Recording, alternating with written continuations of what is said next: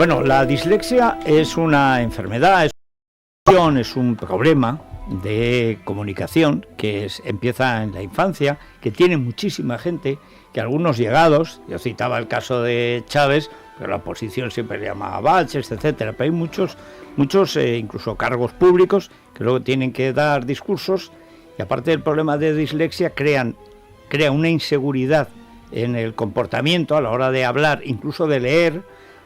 Citaba el caso de Adrián González, de Raúl Castro, el asesino que dirige los destinos de Cuba.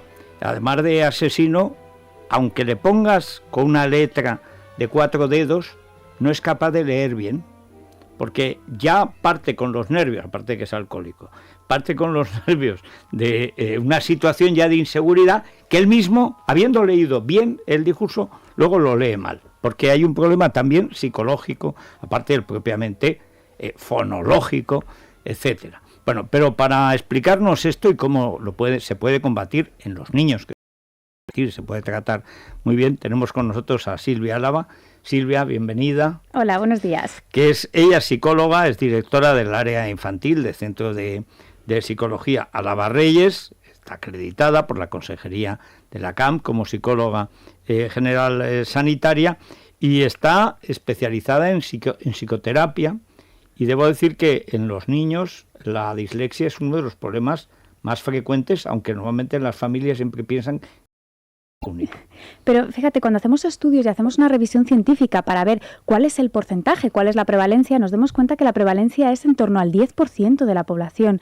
10% son muchos niños los que tienen este problema. ¿2 por clase? Claro, si al final te tocan 20-25. Sí. Son 2 por clase y muchas veces pasan desapercibidos o pensamos, no, es que este niño, fíjate, es que es un poco vago, es que le cuesta, es que no quiere. No entiende, se dice no entiende. No entiende y no nos estamos dando cuenta que no, que este niño tiene un problema de aprendizaje, que además tiene un origen neurobiológico y que hay que evaluarlo, que hay que diagnosticarlo para poderlo tratar correctamente, porque con un buen tratamiento se puede mejorar mucho.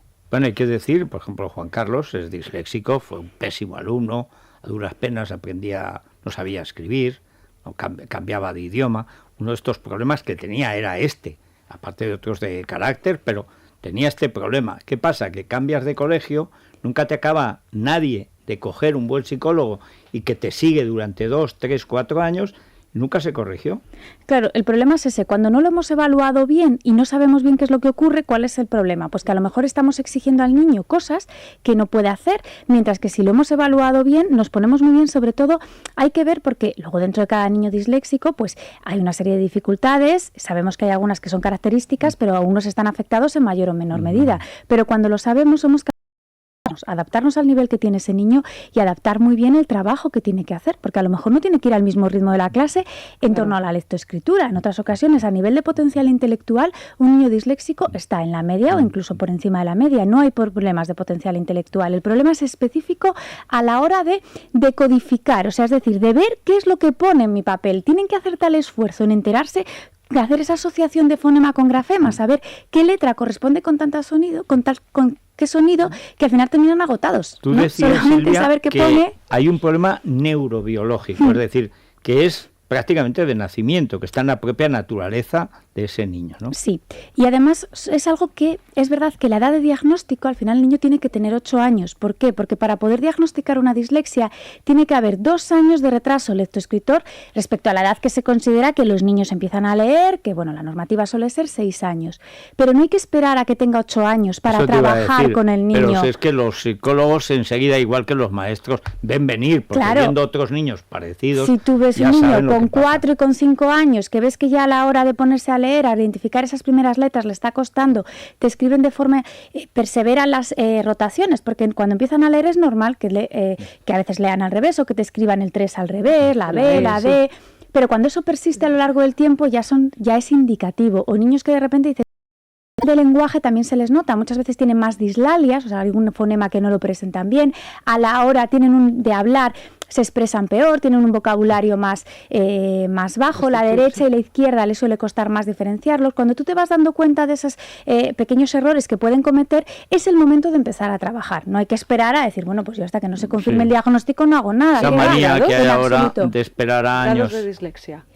no es que se pueda decir, ¿no?, dislexia primer grado, segundo grado, tercer grado, pero sí que es verdad que a no todos los niños les afecta en la misma medida. Sí que es verdad que la parte de la lectura comprensiva casi siempre está afectada, pero bueno, cada niño luego le afecta en una medida o en otro. Y siempre conviene hacer una evaluación muy buena para ver cuáles son tus puntos fuertes y tus puntos débiles, porque lo que queremos es potenciar muchísimo esos puntos fuertes para que le puedan ir compensando aquellas áreas que vemos que están por debajo, y los puntos fuertes no son los mismos en todos los niños. Silvia, pero en un sistema, bueno, el nuestro y en general, de todos, bueno, en algunas sociedades primitivas pues todo se hace a gritos, pero en las sociedades civilizadas son unos textos donde hay unos contenidos que se transmiten de una generación a otra. Claro, si el problema está en la lectura, no digamos ya en la escritura, pero sobre todo en la comprensión, en la lectura, en la repetición, ¿cómo ayuda el profesor? En este caso, los maestros os piden ayuda a vosotros, porque el problema de ese niño es que está en un entorno que es naturalmente hostil, porque son niños que no tienen ese problema y que además le pueden hacer pasar las de Caín, ¿no? Claro, porque al final tenemos que pensar que la lectoescritura es que afecta en todo el resto de las áreas, porque incluso hasta las matemáticas, ¿qué es lo que pasa? Que son niños que lo que es la operación aritmética te la saben hacer, pero en el momento en que tienen que hacer el problema ya no son capaces de entender bien qué es lo que pone. Entonces, hay muchas veces que lo que está pasando es que tienen secuelas, por así decirlo, a nivel emocional, porque el nivel de frustración es muy fuerte cuando tú ves que no puedes seguir el mismo ritmo de la clase, o que algo que el resto de los niños copiar de la pizarra tardan de hacer nada, el niño tiene que estar haciendo un sobreesfuerzo tremendo para simplemente poder copiar de la pizarra. Entonces, por eso es muy bueno tener los diagnósticos para que los profesores puedan ir adaptando las cosas que se les piden a cada niño, porque a lo mejor estos niños no tienen que copiar tanto, tienen que hacer otro tipo de actividades, o hay que adecuarles las tareas que se les piden. Trabajo y trabajo, ¿no? Lo que hay detrás de la curación, si es que puede llevarse a cabo, de los niños disléxicos. Sí, hay que trabajar mucho con ellos, pero también hay que cuidar mucho la forma de trabajar, porque llegar a decir, venga, pues trabajo, ¿no?, en plan, gritando con una persona detrás, hasta que lo hagas, pues va a ser tremendamente contraproducente, porque hay muchas veces que incluso te tienes que poner siempre al nivel en el que está el niño, no al nivel en el que está la clase. Entonces, a lo mejor con ese niño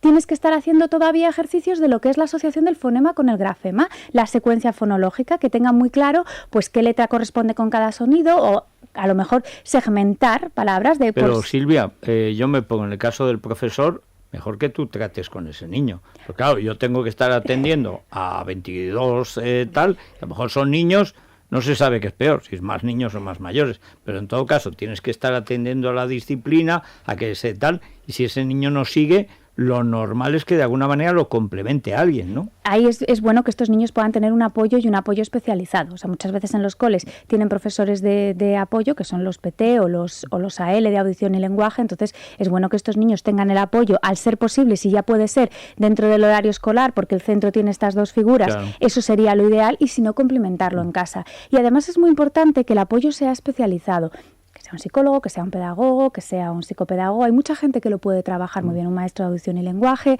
porque muchas veces cuando están los padres encima, ¿qué es lo que ocurre? Que los padres les quieren muchísimo, son la persona que más quieren al niño, pero no entienden bien lo que le está pasando. El padre es un pésimo profesor, eso es... Y yo que soy hijo y nieto de maestros, lo digo, lo peor. Un padre siempre es un lío. O sea, los padres deberían estar a 100 kilómetros de distancia del centro escolar.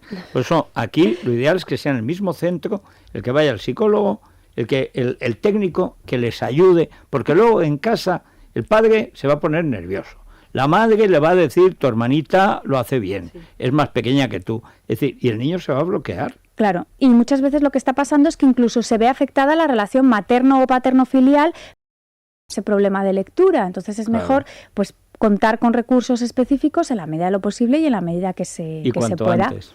Cuanto antes. Eso es fundamental. Muchas veces los psicólogos lo que decimos es, aunque la edad de diagnóstico es 8 años, aunque el protocolo nos diga que es que tú necesitas el diagnóstico de dislexia para poner el apoyo, es una barbaridad esperar a los 8 años, porque estamos hablando de un tercero de primaria. Es que en tercero de primaria ya tenemos un desfase curricular impresionante. Si yo veo que el niño te está fallando con 5 años, ese tercero de educación infantil, que es cuando empiezan a leer y a escribir, ya veo que tiene esos fallos. Si yo le pongo el apoyo ahí, si soy capaz de hacerlo ahí, ¿qué es lo que pasa? Que el niño va a evolucionar mucho mejor. Bueno, pues dicho queda, que nos hagan caso en los centros escolares con cabeza y también las familias con cabeza. O sea, pensar que unos padres van a arreglar el problema de dislexia de los hijos, no. No, porque no, acaba al final en lo contrario, el niño se bloquea y cuando llega a los 8 ya es un niño conflictivo porque él mismo no sabe lo que le pasa. Claro. Entonces que hay que tener humildad y ponerlo en manos de los técnicos y que avance lo que pueda avanzar, ¿no? Y paciencia. Los padres siempre tienen que estar para apoyar al niño y pueden hacer muchas cosas de él. En el ámbito emocional, ese es un ámbito que es el 100% prácticamente de los padres. Vamos a segmentar porque de esta forma, apoyándole en lugar a lo mejor de estar haciendo otras cosas, puede ser mucho más positivo. Muy bien, pues muchísimas gracias Silvia Álava por decir esto con claridad y sobre todo que se enteren. O sea, las cosas que se hacen mal a los años normalmente ya no tienen remedio. Y en cambio, si se hacen bien, sí que se remedian cosas que luego parecen gravísimas. O sea que hay que ser humilde y prestar atención y acudir, igual que se acude al médico, bueno, pues esto es ir al médico. Al niño no le duele el bracket, lo que le duele es la dislexia. Muchas gracias, Silvia. Gracias. Hacemos una parada y una recomendación que si Viajes vamos a al Corte viajar, Inglés. efectivamente lo Claro. hagamos con Viajes al Corte Inglés, que entre otras cosas nos propone conocer Senda Viva en la Ribera de Navarra. Está este parque Senda Viva donde vamos a poder vivir experiencias inolvidables como por ejemplo atracciones para todas las edades, circo, magia, exhibición de vuelo de rapaces y el tubing recto con más de 300 metros de largo y 60 de desnivel. Esto no es apto para las personas a las que no nos gusta que nos agiten y nos vapulen demasiado, pero hay mucha gente a la que le gusta este tipo de atracciones.